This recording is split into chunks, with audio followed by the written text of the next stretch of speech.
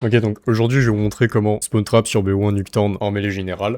Déjà, premier avertissement, sachez que le jeu date de 2010, donc je vous laisse imaginer la suite de ce que je vais dire. Deuxièmement, sachez que c'est beaucoup plus compliqué que BO2. BO1 a des logiques de spawn très différentes de celles de BO2. Elles sont beaucoup plus compliquées, je trouve. Après, c'est un avis personnel, je sais pas. Donc on va commencer par configurer la game.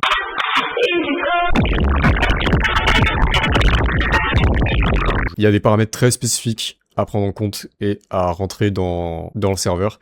Donc on va d'abord mettre Nuketown. En mode de jeu, on va mettre mêlée générale parce que ce mode-là permet concrètement de contrôler, on va dire, l'endroit où le joueur va spawn en fonction de là où vous vous trouvez en fait. La limite de temps, on va mettre en limitée, on va mettre 30 000 points et on va pas mettre de killcam. La raison pour laquelle on veut pas de killcam, c'est parce qu'on va empêcher l'autre de contrôler son délai de respawn en fait.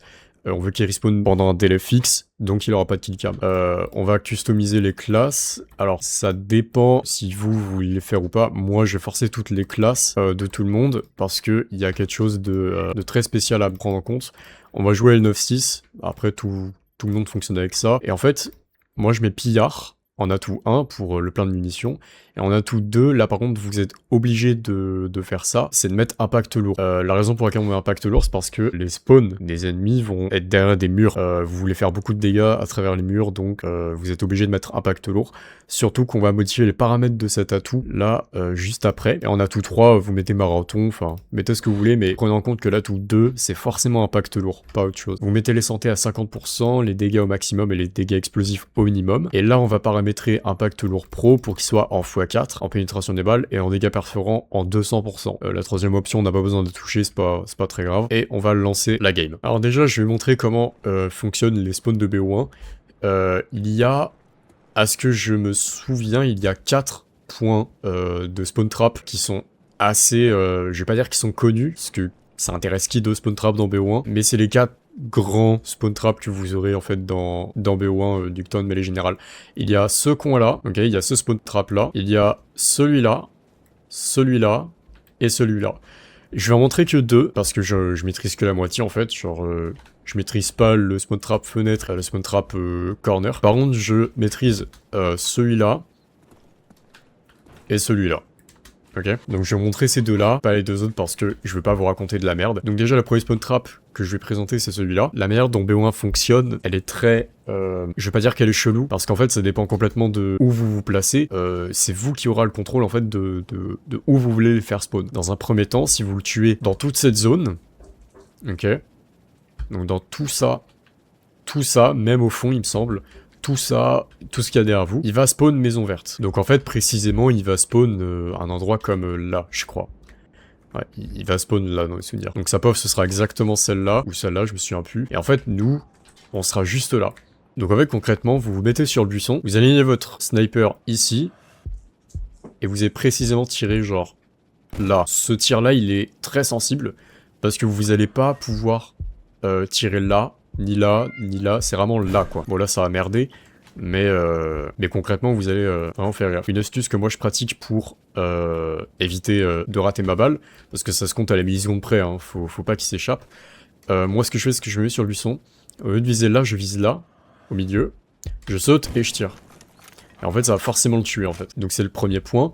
Ensuite il va respawn une maison jaune si vous descendez du buisson et que vous mettez là. Donc vous mettez là, et en fait, c'est là où vous aurez besoin de mettre votre jeu en ultra au niveau des textures. Parce que, ici, vous avez cette espèce de pattern sur le mur.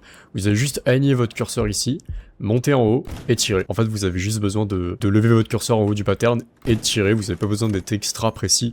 N'allez pas tirer non plus là, parce que c'est juste pas là où il spawn.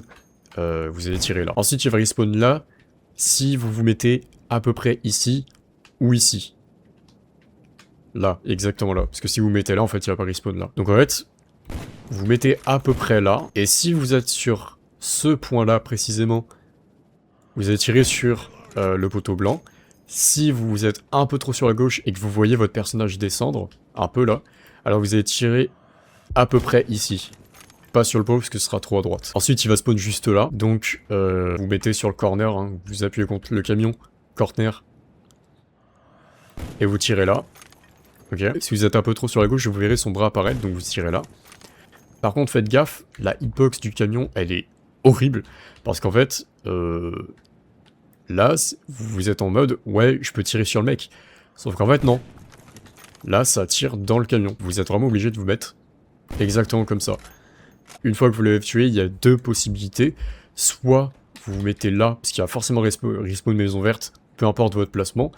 Donc, soit vous mettez là, vous tirez là, soit vous mettez là, soit vous tirez là. Moi, ce que je fais, c'est que, vu que j'arrive pas à gérer ce point de spawn là, je retourne buisson, et je refais le truc du départ. Donc en fait, ça donne ça, quoi. Donc en cas concret, avec un bot, ça donne ça.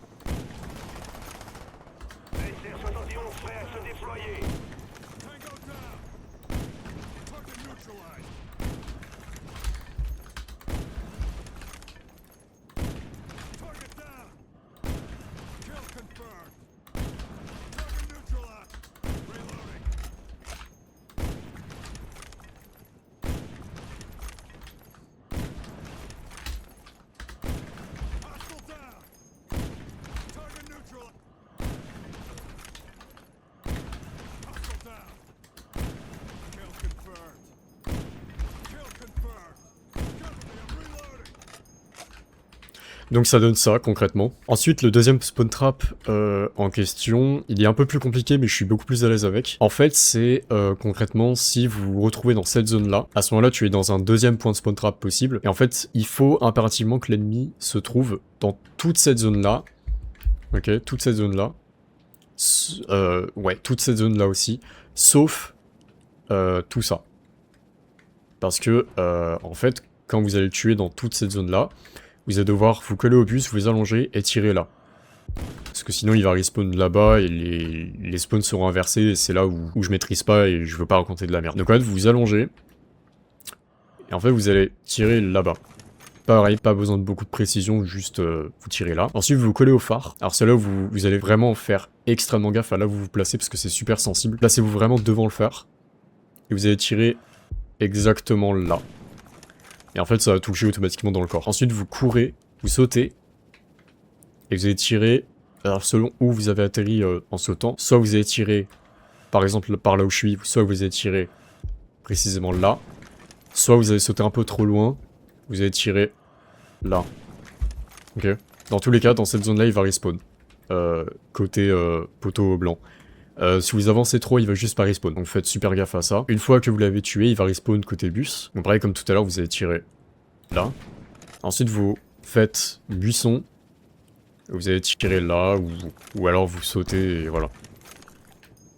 Vous allez tirer là, là, là, là, là.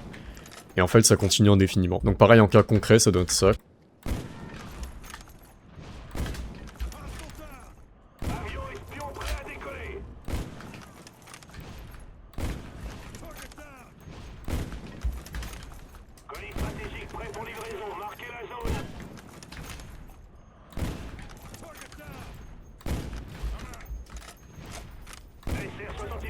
Donc ça donne ça. Un truc que je tiens à pointer, c'est que là tout à l'heure j'étais à peu près là. En fait vous devez utiliser votre cerveau et vraiment genre soit vous êtes en face, genre vraiment pile en face là, vous avez de la chance et vous pouvez tirer exactement là. Soit vous êtes un peu trop ici, et vous devez vous rapprocher là. C'est que la perspective elle change en fonction de là où vous êtes. C'est là où je vous dis que c'est super sensible de vos placements en fait. Donc voilà.